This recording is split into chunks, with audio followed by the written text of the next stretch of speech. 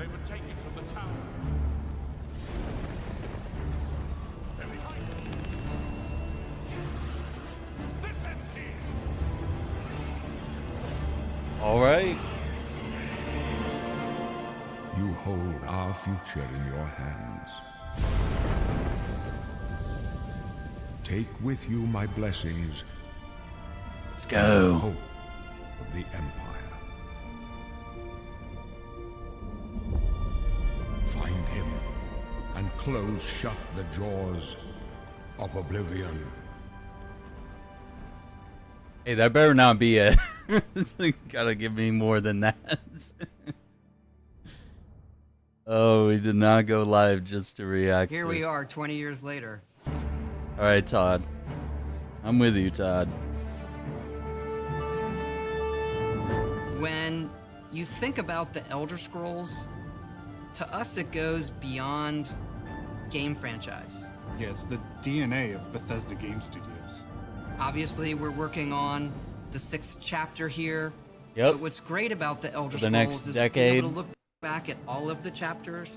Skyrim, Oblivion, Morrowind, Daggerfall, Arena, and each of them try to define role-playing games and open world games for their generation. Fans got so connected with the worlds we've made and these stories we're telling, and connected with the worlds we've made and these stories we're telling, and it's really amazing. Oblivion was a real defining moment in the series and for how we make games as a studio. Oblivion was. I think when it comes to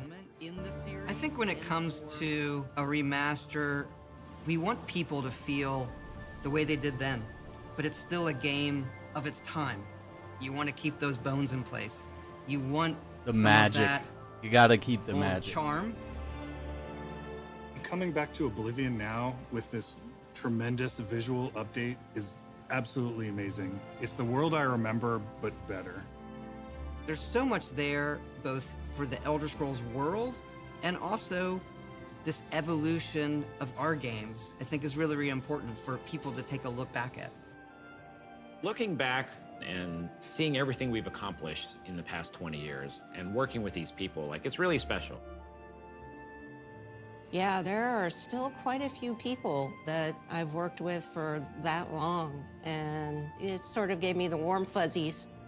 Aw. Oh my God, it's been 20 years? I think the thing that gets me the most is the music. Like when you hear that music at the main menu, there's just like... I get chills. It's so There's good. this like flood of nostalgia. Oblivion is the beginning of who I am as an individual, as a game developer. It all starts with it. I don't even think it took me till release to realize how big this was. People loved it. Like, they loved it. Such a key moment in our history of making games and the evolution of how we build these worlds, and having players be able to come back and experience that is really amazing. We had that really special moment of coming out into the world for the first time, what that meant to this game. Every time we think about Oblivion, it's, what if we could give that moment to everybody again? Whoa. I was born 87. Especially without load screens every 2 For seconds. 65 years, I've ruled as Tamriel's emperor. But for all these years, I've never been the ruler of my own dreams. I have seen the gates of Oblivion, beyond which no waking eye may see.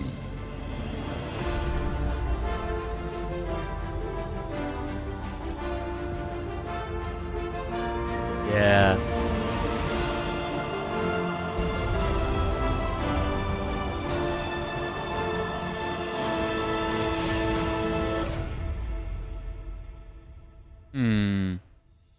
Whether you're reliving these moments or experiencing them for the first time, the world of Oblivion Remastered immediately looks and feels incredible. When we decided to remaster Oblivion, we were really picky about finding the right partner. From the very beginning of this project, we had one rule. We weren't going to do this if we weren't going to be able to do it right. Our partners at Virtuous went above and beyond to bring our vision to life. The care and love they've poured into the Oblivion remaster has been absolutely breathtaking. Welcome to Paris, and welcome to Virtuous. Our team here has been hard at work delivering the best remastered Oblivion experience possible. We've worked with Bethesda Game Studios on other projects in the past, so we know what makes that team and their games special.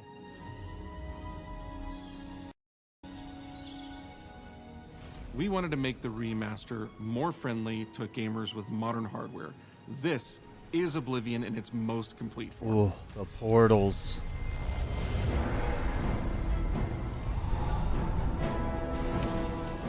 About time someone got here. Oh my god. Huzzah!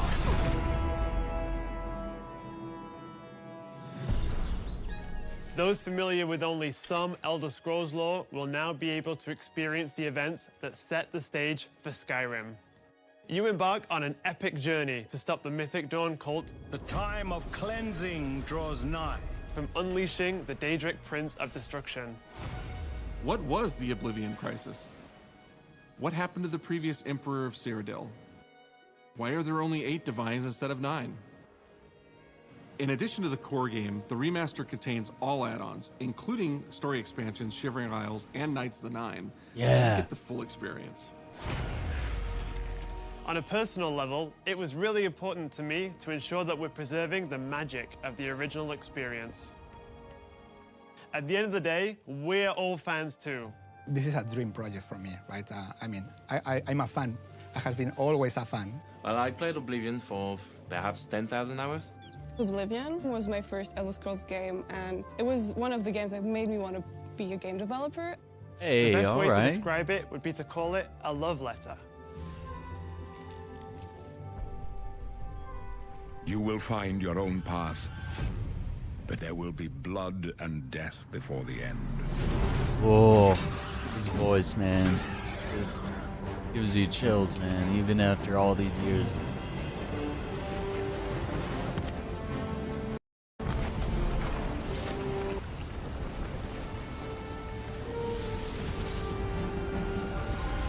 The technology we used to create the original was cutting edge at the time, but tools have come a long way since then. Oh, man. It looks good. The original Oblivion is still the heart and soul of the remaster, but we I use guess it's more of a remaster. We weren't sure, so I used the word think remake. Of the Oblivion game engine as the brain and Unreal 5 as the body. We'll change the brain that. drives all the title. word logic and gameplay, and the body brings to life the experience that players have loved for almost 20 years. But it's not just about pure fidelity. We knew we had to preserve the distinct style, making it as uniquely Oblivion as possible. The brush opens a portal into the painting. You're stuck here like I am. The Isles, a wonderful place. Good for a visit.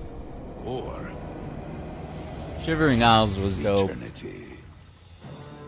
We've leveraged nearly every major feature from the latest version of Unreal 5. Our goal was to push the visuals to the next level using the latest technologies. We created brand new, highly detailed character models and stunning landscapes that use millions of polygons in each asset, allowing us a truly impressive level of detail. I in the love world. being like Every inside single the city asset and the in this game walls, and was completely that's what redesigned and Skyrim was handcrafted from missing. scratch. We implemented an advanced real-time lighting system that accurately simulates how light interacts with the environment. This results in more realistic lighting and atmospheric effects. While the original game had limited dynamic shadows, now the entire world reacts naturally to light. Mm-hmm. That We looks used an clean. incredible new lip sync technology Especially with the that HUD really off. enhanced performance in our characters. He Man. left us a warning. Heed it. And Real Tools helped us create the base mesh of our characters. From there, our artists sculpt each race individually to adapt it to the mesh, allowing us to share the model, rig, and textures. As a result, all races, including Argonians, Orcs, and Khajiits, are built on the same base mesh, making the lip sync system more effective even when the characters have very different facial features. Welcome to the guild. We have access to so many modern rendering features, You'll see them in something as simple as running through a forest. Insects flying around, fish swimming in the water, light filtering through the leaves. Thanks to these technological advances, you feel even more immersed in this living, breathing world. And it looks You'll gorgeous. really believe you're in Cyrodiil. I believe you can handle Cyrodiil's gotta be my favorite area. I would like you to retrieve a carved panel from the central chamber of the High Fane. Oh, the skeletons.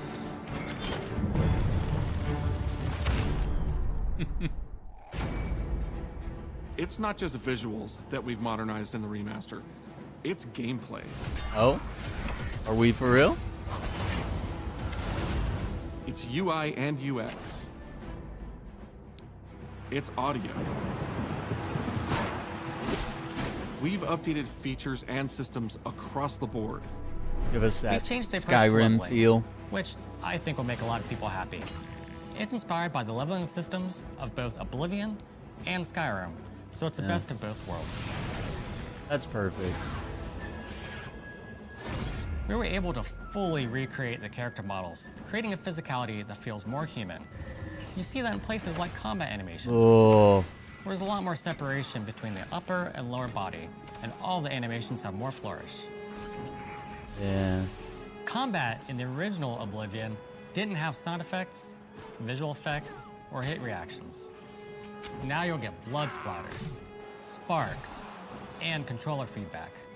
We know it's a little thing, but little things add up to make the combat more modern and engaging. There's a proper third-person perspective now. Perfect. The original had third-person, but there was no crosshair, and we felt the experience could be modernized. One of our goals was to have a third-person view that compared to Starfield in terms of playability. Now, the third-person perspective has all the same control you get from the first-person view. You have my ear, citizen. When Oblivion first launched, Greetings. How goes it?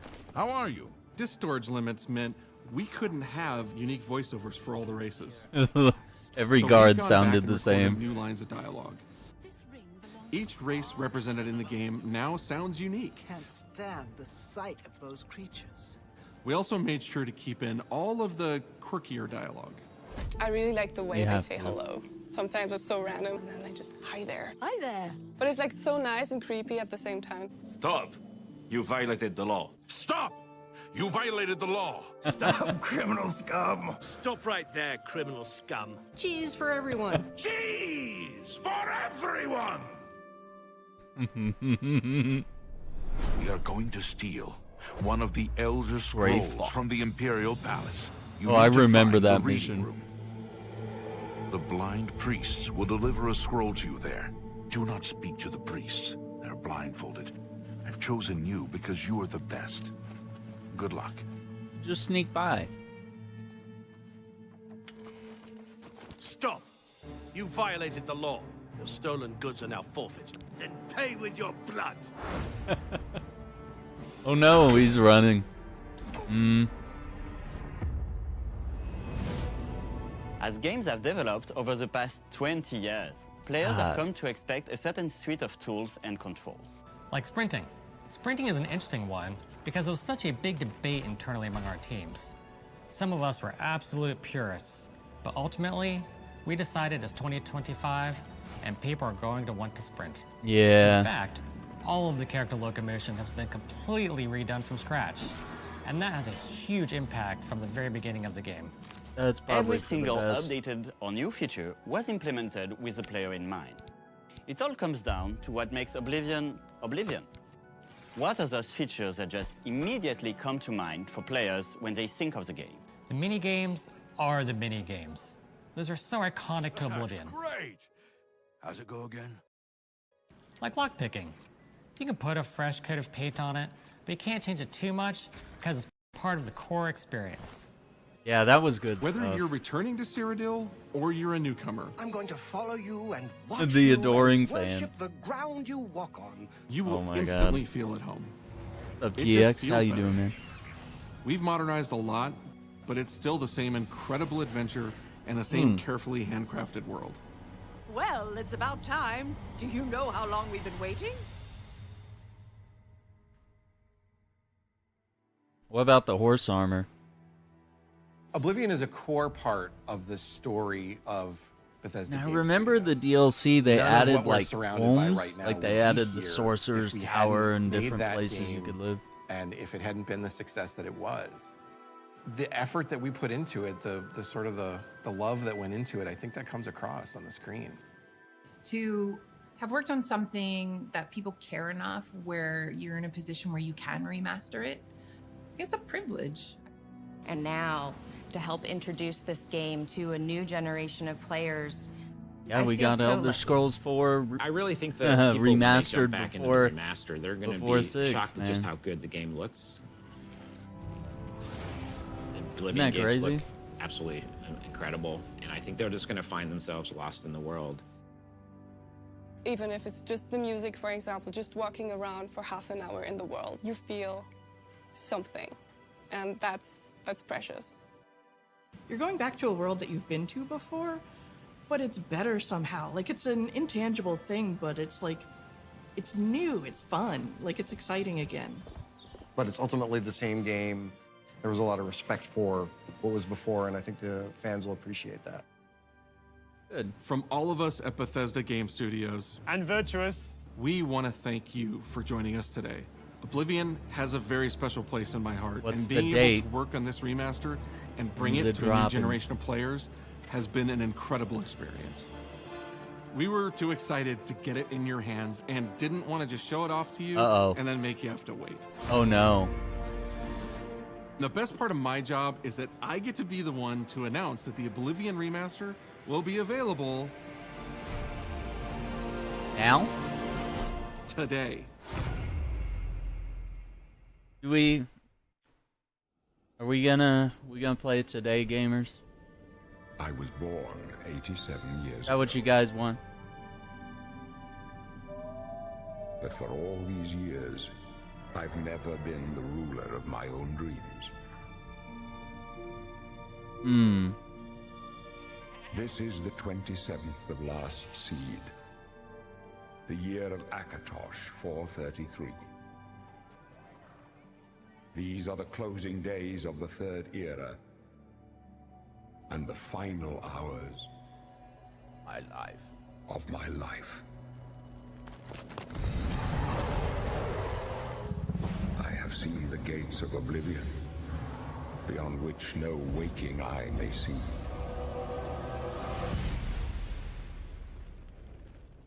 This is only the beginning. Worse is yet to come. Looks clear. A trap! The time of cleansing draws nigh. Who now will save us from the coming darkness?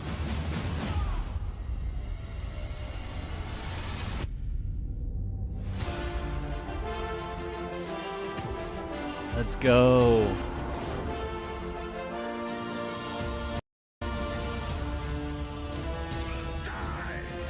Here you must find your own path. Remember the Emperor!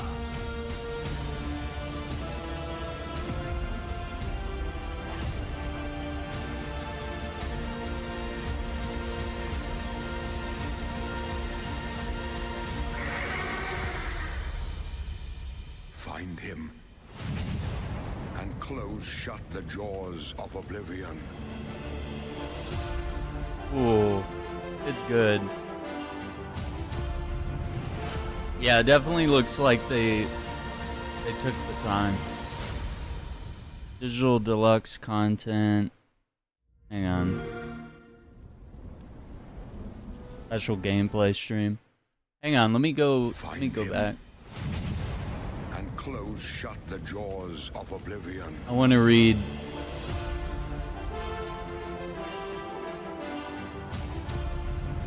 Yeah, available today. Okay, deluxe edition, Shivering Isles, Knights of the Nine, DLC, horse stuff, weapons, armor. Okay.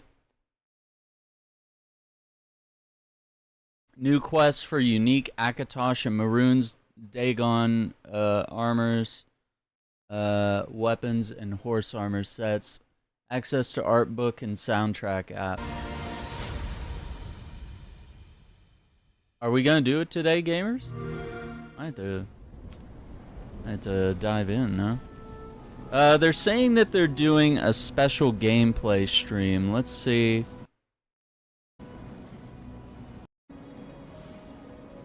Let's see if they're gonna.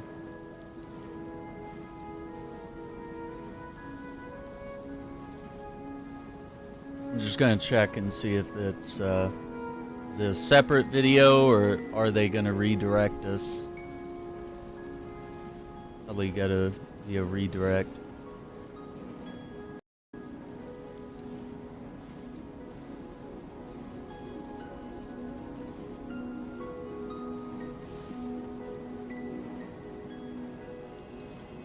I'm gonna pull up Steam.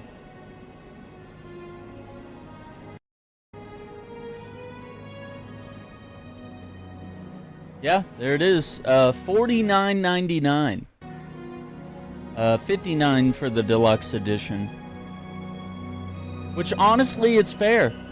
It's fair. It's Steam Deck verified. You know, controller support is there. Yeah. No, this was legit. I mean, this was the RPG to play back in the early 2000s. Before Skyrim, like this world was massive. It was beautiful, and whereas Skyrim was more of like a Nordic adventure, you know, something about Oblivion was like that pure Middle Earth type of environment. Like it really gives you that medieval feeling. And this is a one that I think has needed the remaster. Wow. Oh, here we go. Did we just witness the worst kept secret ever? I'm gonna go ahead and download Maybe. it. Probably. But you just witnessed the Elder Scrolls Oblivion Remastered Direct. If you guys want to see me play it, like the video, Coming subscribe to the you channel, do all that. today. Maybe even now. I don't know. We'll have to check after this stream. I'm joined by the wonderful, talented, incredible Wes Johnson. You. Ah, hi. Sorry, I think my internet's like. And Wes, who do you have Freaking here out. with you? This is Finn. Aww. Oh yes, he knows his Finn, name. Now. Hello little there, puppy. Finn. How are you? I mean, for the sake Yeah. of this, we can call him Barbas if you'd like. But he's a sweetie. Yeah, I pie put a and he lot of wanted hours to get into his time, Mr. DeMille. Oblivion That back makes in the sense. day. I wouldn't, if I had a new puppy, I would totally Good bring that times. puppy with me everywhere. I take him everywhere. You ever heard the Harry Nilsson's puppy song? No. He's like, See I how take big my is the download? puppy everywhere. 118 gigs. Well, for you, those of you joining us, either new or from the direct, we are going to be sharing some gameplay of Wes's old stomping ground. I'm gonna have to uninstall a few but things. newer now with the remastered version. I can't wait. So, Wes, for those that do not know you, first, shame on you if you don't. But if you don't, why don't you tell our Sorry. Oh my God! Stop friends here it. what roles The or uninstall roles surveys. in Oblivion? Sorry about that, In gamers. Oblivion, you're going to probably bring some memes back to life. I can't wait. So if like you walk out of someplace with a fork, I would be there going, "Hold, criminal scum!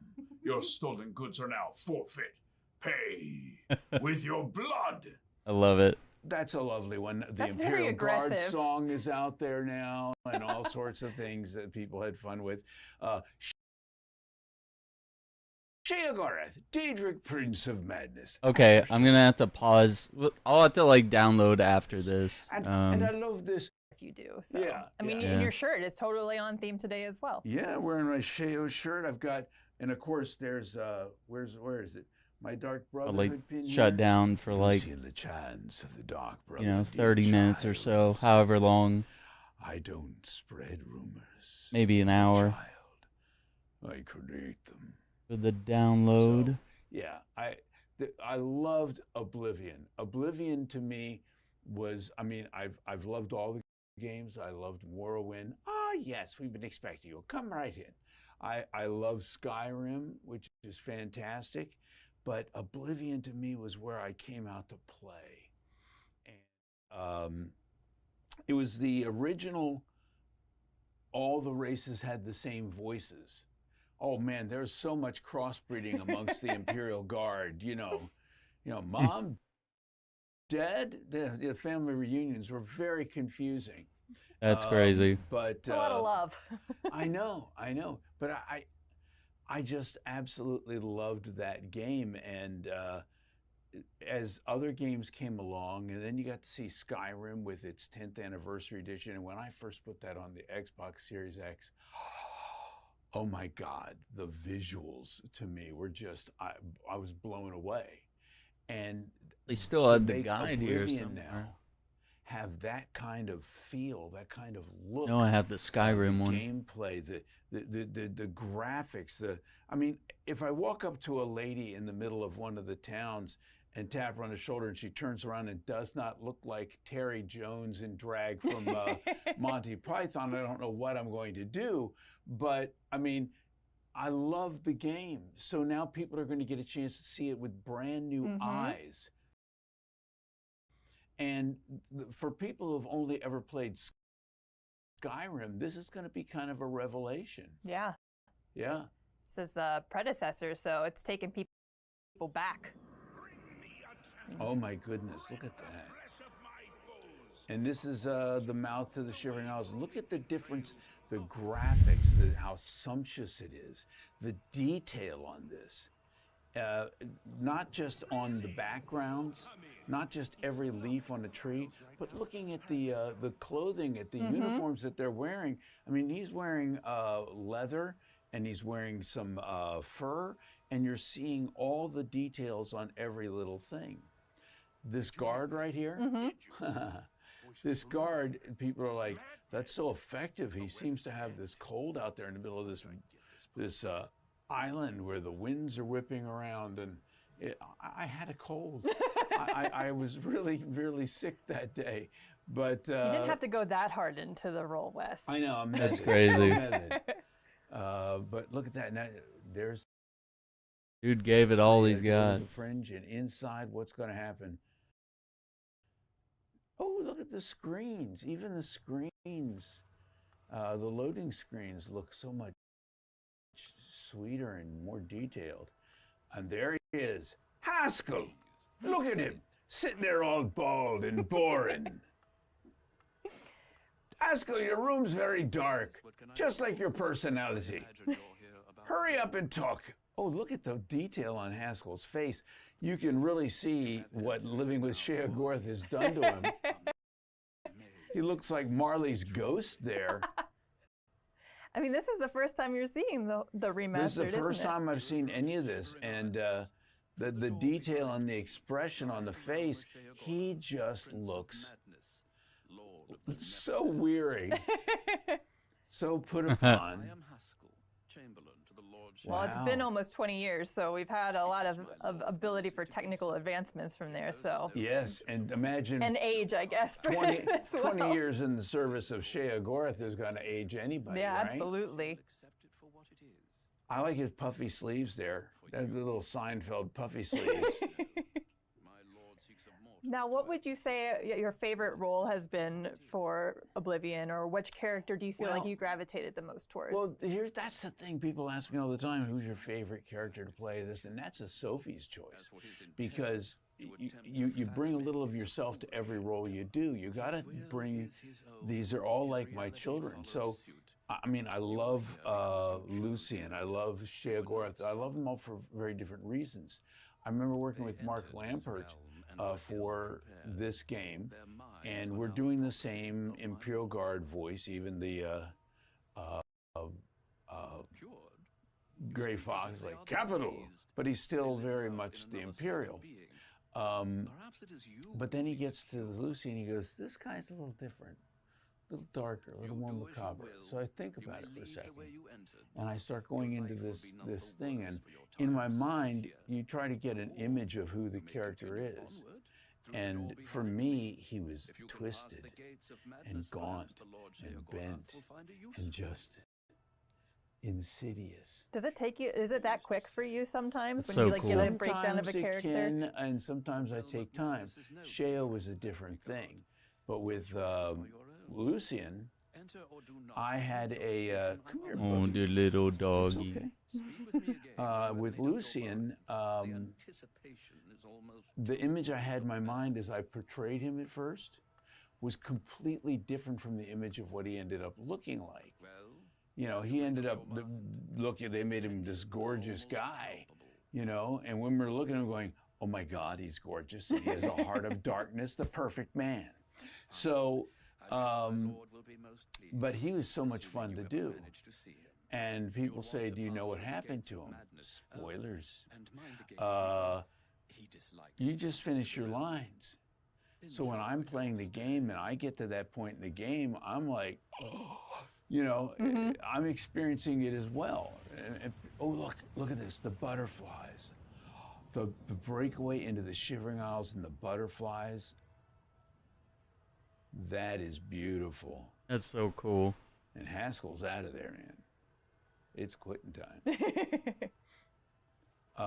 Look at that. Through the fringe of madness. Yeah, with Shea Gorath, I had about a week to prepare. And I was told, we want something a little more stand-up, but we want him to feel dangerous but funny. And they said, maybe something like Robin Williams. And I thought, no, Robin Williams was a bit too cuddly, you know. As Shea Gorath, I'll skip rope with your entrails. I don't believe you. So, admittedly, that would be an interesting thing to see Robin Williams talking about. I know, but I thought, where could I find my inspiration for this character? And I started thinking about different stand-up comedians who would I find dangerous, that I would love to have a drink with, and laugh and joke, but afraid they might beat me up at the end of the night. And I came up with Billy Connolly, the Scottish comedian. Oh yes. But I thought, I can't just do a straight up Billy Connolly. He can be my spirit animal. But it didn't seem, it felt too, he's not Scottish. And I thought, well, I've got this friend who runs the Irish Channel down in DC. His name is Tom Stack. And Tom is he's from Cork, Ireland. And so there's this Irish accent. And I thought, what if, because he's got mania and dementia, this character can go between an accent fluidly. Like you think he might be Irish, you think then maybe he's Scottish when he gets more manic. But what happens when he gets deadly serious? There are a few moments where it drops completely. Why? Because everything else is an affectation. He does what he wishes to do. And so, like the brain Pretty pie cool line, character analysis. where you'll hear all three separate things. And he's like, and he starts wondering what you're like, perhaps brain pie. Perfect! Care to donate? That adds an extra layer of terror to Yeah, his character for and sure. you just don't know where he's going to land with some of these things. Whether it's friendly, whether it's deadly, whether it's over the top, whether he's crazy mad. I just had to sit there and let that thing flow back and forth. And I think from what I was told later, Todd was listening to it and they weren't expecting that. And so it threw him off a little at first. And then the more he listened to it, the more he was like, oh, no, I like this. I like this. And What's going on with my video, man? Come on. Sorry, I was pausing it, trying to... Though the character is designed by somebody else, that you get to input a lot of your influence and sort of direction on it, even still. Trying to do a thumbnail while we're watching this. Whereas when someone is writing it, they're bringing their sense of life to it, their experience. But you don't know their experience, but you know the circumstances of the character, and you can build something upon the character, and then, you know, live in that space, become somewhat that character, which is why every one of them become like children of mine. I hope you don't become too much. Oh, no. There are some days. one I don't want to become the more like is Hermaeus Mora. And that would also be terrifying, yes. Yeah, Mel Blanc used to look at the photographs of the characters that he was doing and would base them on that, like Sosia Sirgala from Morrowind. I saw him. So every one of the Bretons seemed like an old bald guy with a goatee. But you look at Hermaeus Mora and you're like, 1,000,000 eyeballs and 1,000,000 tentacles. What does that sound like? And,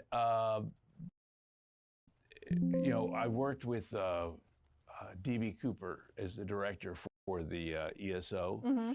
And we had to do some adaptation because he was very slow and ponderous in some of the earlier games. And with clips and lisps and clicks and all this. But I adapted it but kept it the same as well. And the explanation that I come up with, why does he sound a little bit different? Where on Hermaeus Mora do you see a mouth? I don't even want to know where the mouth is, honestly. I know. I think you're hearing him telepathically. And just like with every telepathic thing, you may have a better receptor to hear than another character would have. Yeah, that makes Some sense. people would have a less sensory perception, and so it might be a little more muddled. It might be a little more clicky, might be a little draggy, because that is how your extrasensory perception of their voice is. However, if you're a little stronger and you've got a little bit more going for you in that regard, suddenly it's a little clearer. It's like the difference between the Beatles listening to Helter Skelter on vinyl, then later on CD. Oh, it's so much clearer. Manson was like, I wasn't meant to kill anybody after all. So yeah. Okay. That's there. Long answer, but it's a perfect I answer. love doing it. I love doing it. And I know you don't have necessarily a favorite character because they are your children, but do you have a favorite line that you've done, or at least like maybe a handful of lines? I do love the line where, you know, Lucy and LeChance does say, "I don't spread rumors, dear child. I create them." And the only thing that bugs me is when Knights of the Nine came in, you're talking to Lucian and you ask him about rumors, and he goes, "I heard there's a prophet down by the..." And I'm like, no! No, Lucian, come on, man. This is what time did to him. It's fine. Don't worry about it. I do love some of those lines. The cheese line really took off. I mean, the cheese for everyone. I mean, I got you the sign specifically. I know. Look at that. Cheese for everyone. It was just a couple of lines in the middle of Oblivion, and it took off and had a life of its own. I mean, who doesn't love cheese? Though, Everybody for real? loves like, cheese. If somebody said it to me, I'd be really happy. Yeah. I went to Amsterdam with the ESO crew and went to a cheese shop and bought a bunch of cheese and took a picture out there, and everybody was just like, "Well, there he is in his natural habitat. Cheese." And it wasn't enough for everyone. Sorry. That would have been a lot of cheese. You probably would have you had to ransack the whole shop. You got to go through customs. It's difficult. Nobody wants to deal with that. Yeah. How much cheese do you think you're going to eat, sir? Enough. Enough cheese. Is there ever enough? There's never enough cheese. No, we're still in the Shivering Isles, right? Yeah, I think we're going to traipse around the Shivering Isles for a little while. And look at some of the faces and the hair, so much more defined. And this is something that does come in the remastered. You get all of the DLC with it, so. Oh, that's great. Yeah, so it's the full package. So you get Knights of the Nine. You know, Pelin the White Strake. I was Pelin. But you know, it's one of the ones that people don't think about. What's the guy's name? Begins with a U. Lives in a cave. You get the Staff of Sheogorath from him later. I'm looking at my friends off camera. I forgot that I'd done the character. Oh, really? And I'm playing. I guess when you playing do the so game. many, it probably is just like kind of blurs together unless it's something like really big, right?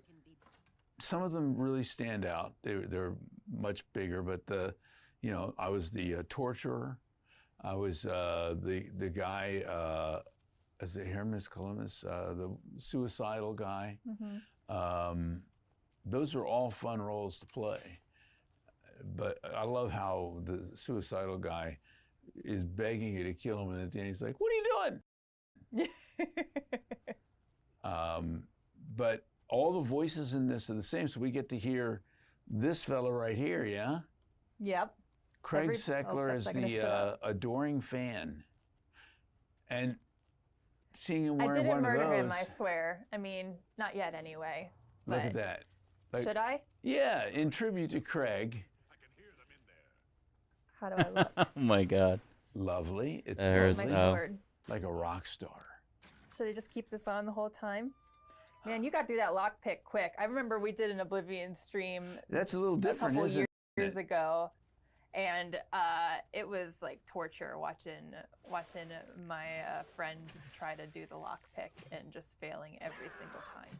But yeah, the same lockpick. Watching someone play a game is fun, like this, when you're battling skeletons.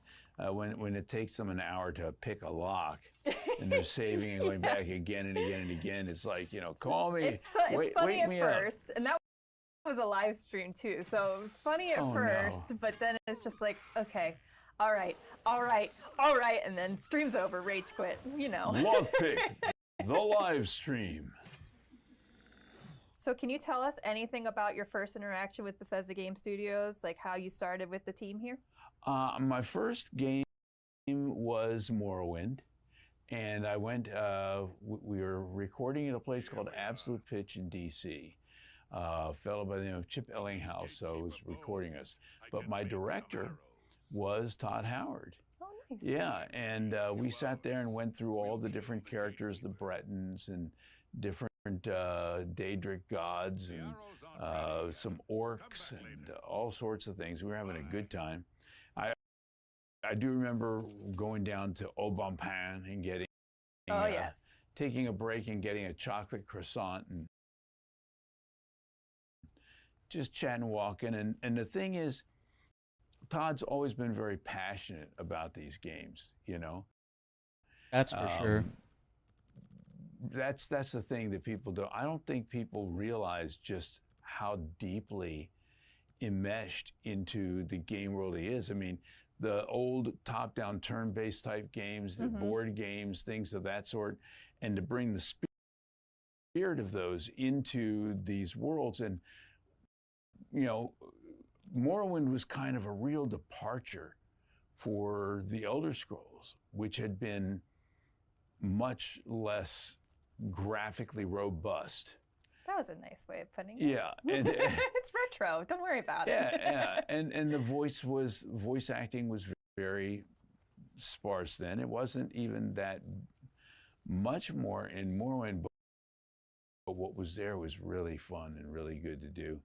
And I started playing that game, getting 700 hours in. You know how it goes. You think, I'm going to play for half an hour before bed, and the next thing you know, birds are chirping outside, your day is toast. What day is it? And you go to sleep and dream in that world. Which was interesting because I had not had the experience of I've done some games and things of that sort. I played, I think in Unreal 2, like 200 different people dying in 500 different ways. Oh my gosh. I was basically the equivalent of a Wilhelm scream. And this one I really wanted to play, and I got into it, and I started dreaming in that world. And when I started voicing Oblivion, I knew where to close my eyes and see the world around me. Now, maybe in Oblivion I didn't see any silt striders, and there were no boots of that would help me fly from one end to the other. Thank God there were no cliff racers.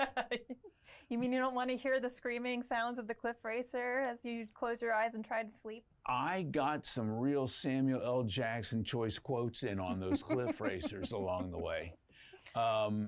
Yeah, but I saw that world. And I lived in that world because I lived in the world when I was playing the game.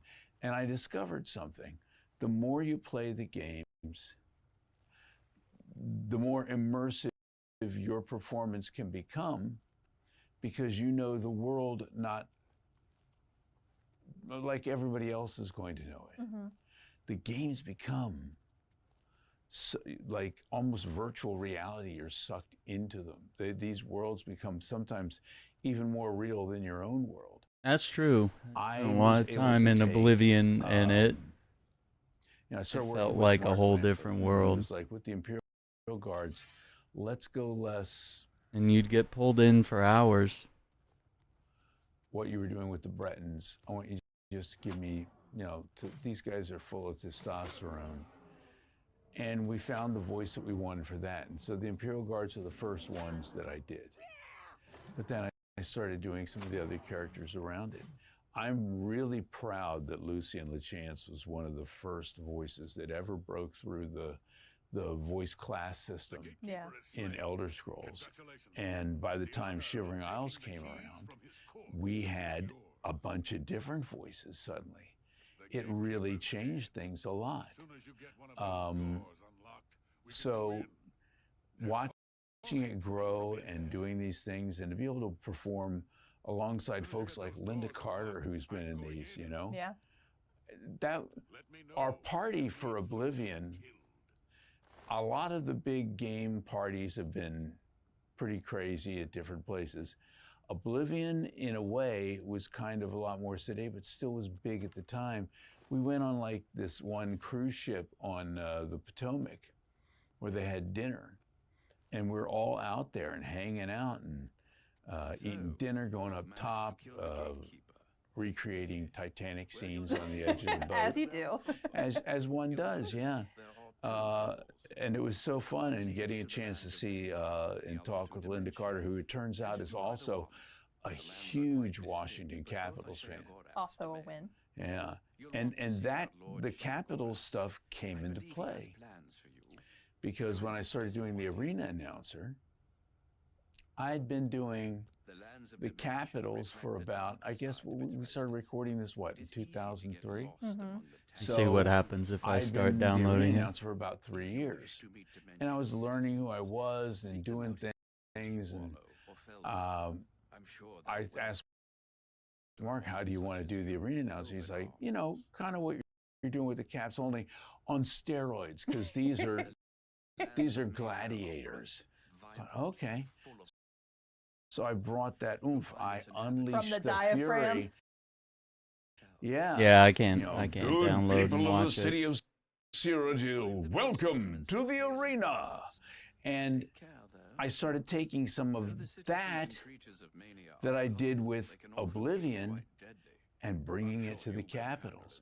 And the two of them began to merge together until I became sort of over the top with people going, you're not old school, you're not classic, you're just a rebel punk is what you are. I'm like, okay, well, that's fine. So I'm a rebel punk, but I'm out there unleashing fury. I'm a fan with a microphone, and I'm going nuts. And a lot of the development into that started with Oblivion. What's really weird is that I've been doing that now for 25 years for the Capitals.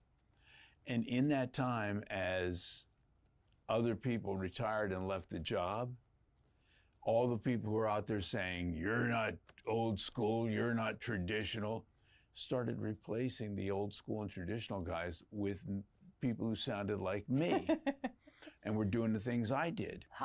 So 25 years later, guess what? I'm old school, doing what I did when I was a young punk. So, thank you, Oblivion. Thank you, Mark, for helping change how I do things, and that's the thing. Over this period of time that we've done these games, over this period of time that we've worked with all these different characters, I'm constantly learning and I'm constantly growing and constantly grateful for the opportunity to bring new characters to life, like Johannes Verlaine in The Gold Road, where it was very emotional. It was a very emotional piece, and I was able to, as a parent, everybody has regrets, you know? No matter how good a job you've done, you have regrets.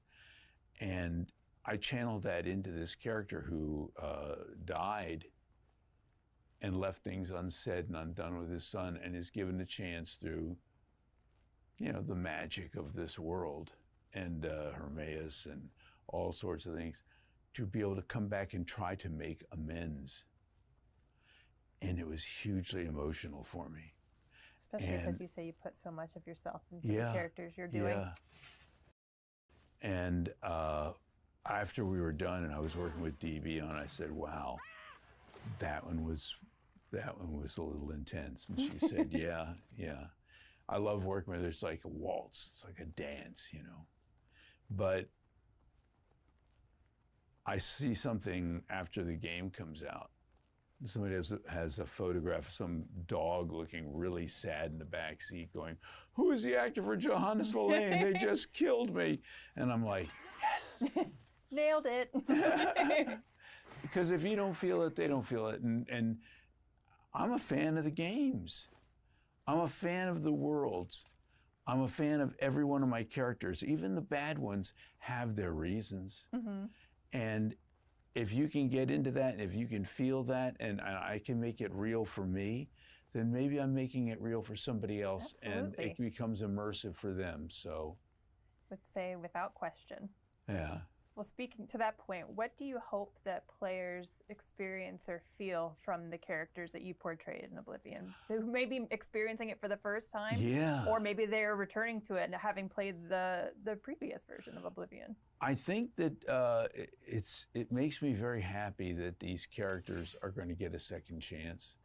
The Imperial Guards, you know, even in the strength of I once took an arrow to the knee, you know, even with that coming around, people still remember the Imperial Guards of Oblivion. Oh yeah. You know, I would say I see them probably second or third most from all Elder Scrolls titles, right? I'm looking at Jess over here, another Jess. They jump scared me all Hi, the time. I've got core memories that I reacted because they would spot me stealing something, and yeah. Well, I scared myself once playing the game. Oblivion, I'm up in one of the towers, one of the Oblivion gates, and I do the Dremora, the Daedric warriors that suddenly pop up and fight and battle in the middle of Oblivion. And it's the middle of the night, I'm walking up a winding staircase, and suddenly I come out, sorry, Finn. And I didn't sign up for this. I jumped, and I'm like, holy hell, I just scared myself.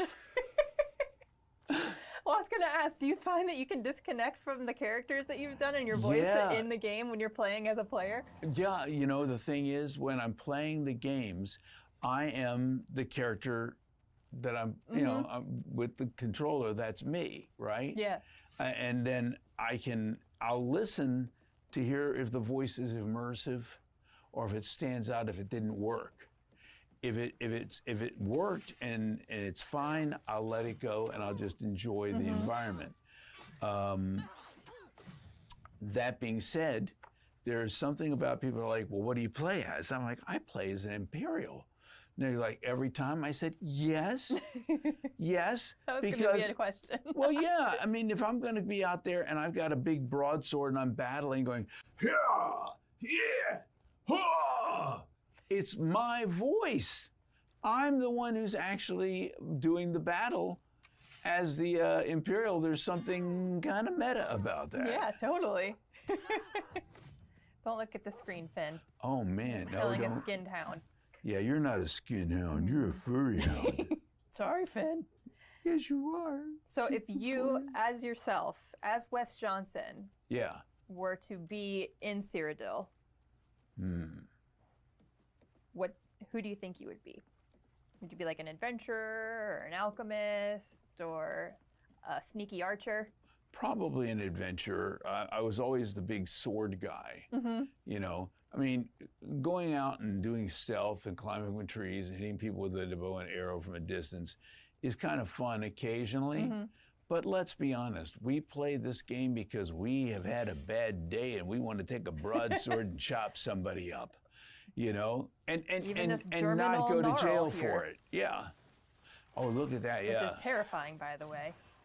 Yeah, big flame. Ricardo, Those are scary, and the liches. And, I'm just gonna say that while I'm very excited to play this myself, I'm so glad that I have to do it on here, because I would be really sucking trying to multitask.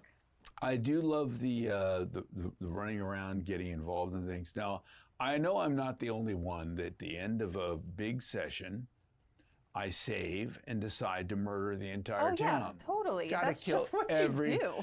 Everybody in town. It is always important to save, especially for reasons like this. Pro tips. Then you come back after you've murdered pretty much everybody, and you go back to that original save. Don't they somewhat be like, I'm just feeling a little uneasy in your head suddenly. what your character was doing, and then it goes back and snaps back into reality. I think all the Dark Brotherhood quests are so cool. The party is a very good one, where you have to go around the party and knock a bunch of people off and they don't know it's you. I mean, who's not had that experience? The amount of diversity and range in the types of quests that are in Oblivion and stories that you hear are definitely exciting, and we can't wait for people to experience those or re-experience them. So when you played Oblivion initially, what stuck out for you? Just, I mean, the vastness of the world, like how expansive it was and how beautiful it was. I'm one of those people that plays where there's a quest marker. I'm just going to go in the other direction. I like, oh, what's over here? Oh, what's over here? And just the amount of surprise and gifts that keep on giving in terms of the world building of Oblivion just was like, it blew my mind. I started with Fallout 3 for Bethesda Game Studios titles. Yeah. So I was like not expecting to, I mean, I knew it wasn't Fallout, but I was not expecting to jump in and be like, oh, this is like completely vibrant and different and exciting. So I just loved that. And From the amount very of beginning, you feel too. pretty guilty about what goes down. Yeah. I personally feel I owe an apology to Patrick Stewart. How could we? I've been in a couple of games with Patrick Stewart and haven't met him once. Got this close at Sutton Place Gourmet in D.C. Someone's like, Patrick Stewart's downstairs ordering a sandwich. I'm like, Patrick Stewart eats sandwiches. We have that in common. I eat sandwiches. And by the time I got down there, they'd this place that is notoriously slow at putting out sandwiches got his lickety split and he was gone. Oh man, I can imagine. Yeah. Here you go, Wes. Oh my goodness, look at that. Oh, well, look at the hair. It looks like I've been using a little Grecian formula. So what do you think now, almost 20 years later, seeing this take on Sheo? I've always loved this Sheo. I've loved this outfit. He looks a little bored.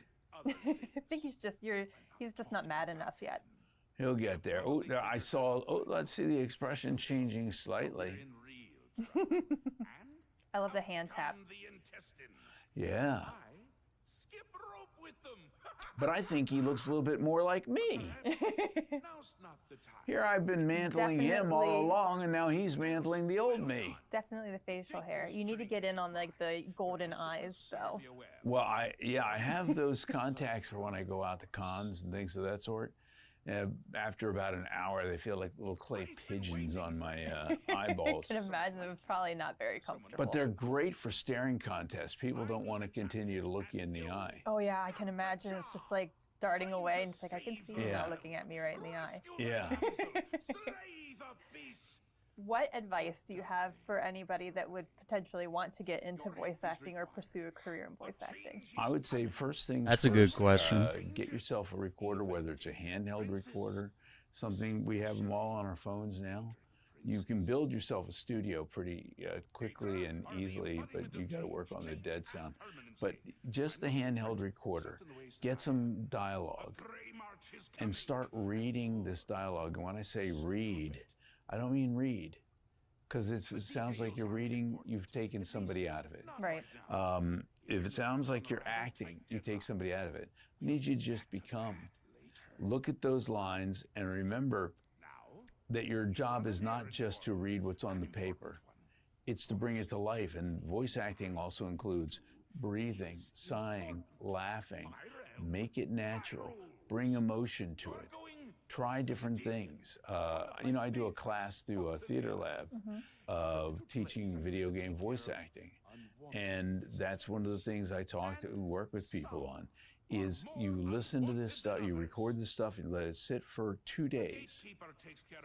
Because when you're recording or you're in the moment, ideally, you're 100% in character and you're not thinking about all these things. If you give yourself 2 days distance, you can listen to it a little more objectively. Yeah. And then you say to yourself, that's when your director comes in, or your technical director. Never while you're performing. But when you're listening back to it 2 days later and you go, okay, I could have done this, could have done that, because you're not just training your voice, you're training your ear. And that's hugely important. In anything, to succeed at something, you got to do it. And so I tell people in my class, this is their homework assignment every week, and they get something, or they get little lines and things of that sort to work on, and we discuss it, and what did they hear, what are they doing, and I don't ever listen to it. I want them to listen to it, and then we discuss what they've done. Because when that 6-week course is over, whose counselor are they going to be leaning on? Their own. Right. And you want to, the people who were not really serious about it, stop. Yeah.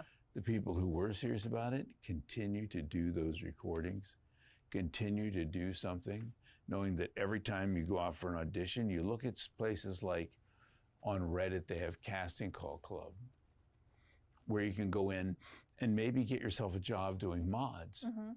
And, you know, it's important. First of all, if you do a mod and you do it well, you're going to have stuff that you can use in your demo. Right. Also, these people are up-and-comers in the industry. And word of mouth is very important. So if you can start on a ground level with somebody who's starting out and they begin to know you and trust you, and you grow and learn together, that's the best. So I would say, if you want to do it, do it. And make that part of your job is going out there and looking for auditions. You can look on Backstage. You can look at Actors Access. If you're in the DC area, there's a thing called DragonutConnects.com that shows free auditions. And then you go to Casting Call Club online. If you do take my course, we have a Discord group, and it's just full of my alumni, and they all share. I'm sure everybody is really helpful. And they help each other with their experiences. And that's the thing. Work with people who are working, not with people who are like, oh, I could do it if I wanted to. Everybody thinks if I really wanted to, I'd be better than anybody else. Have you been doing anything about it? No, but someone will offer me a job eventually. Now you got to chase everything down. You got to do it because you love it.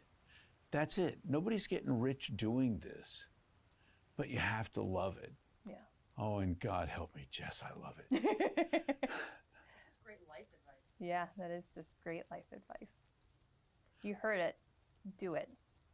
That young Balrod's not going to get any older. And then you can immortalize yourself forever in a video game. Yeah. Multiple characters, like Wes, if you're lucky. And to see this come back all these years later, and it's going to be, I think this is going to be huge. I think people are just going to love it all over again. Well, they don't have to wait much longer because it is available today. Go get it. Go get it. Go download it. It's on Xbox Series X, NES, and day one on Game Pass. It is also on PC and PlayStation 5, so... And I don't know what you're waiting for. You're sitting around. It's not going to just drop into your lap. Go find it. Go get it. I got nothing to add to that. Get you. Thanks so much. Thank you so much, Wes. And Finn. You're an excellent co-host, Finn. Finn, say bye-bye to all the peoples. Bye. Oh, he's a good dog. I was born 87 years ago. All right, gamers. We're gonna wrap up here. I'm gonna download the game, and we'll start playing. Start playing this afternoon, or before noon. We'll see. Of last seed.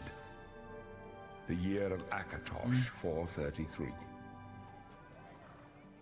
These are the closing days of the Third Era, and the final hours of my life. I have seen the gates of Oblivion, beyond which no waking eye may see.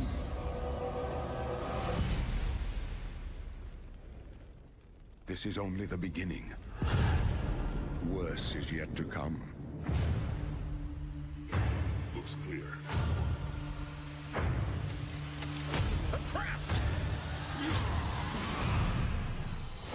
The time of cleansing draws nigh. Who now will save us from the coming darkness?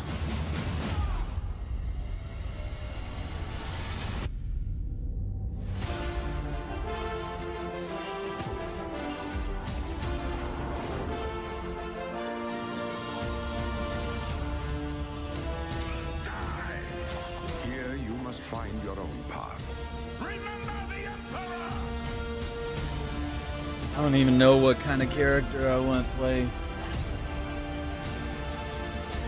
Like, I used to love being an archer. Sometimes I'd do a mage.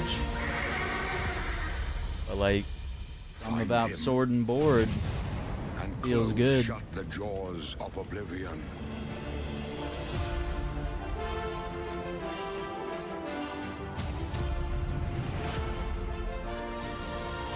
Available today? Cool. Alright, gamers. I want to thank you all for watching. It was definitely fun. Quite a surprise that they actually chose to drop it today. I am going to begin the download, and you'll see a live stream pop up hopefully very soon. So once again, I want to thank you all for watching. Don't forget to hit that like button if you like more of this news coverage, gaming news, breakdowns and analysis. We're definitely going to have a fun time tapping into a lot of this stuff. So until the next one, take care, be safe, and we'll see you on the next one. Bye.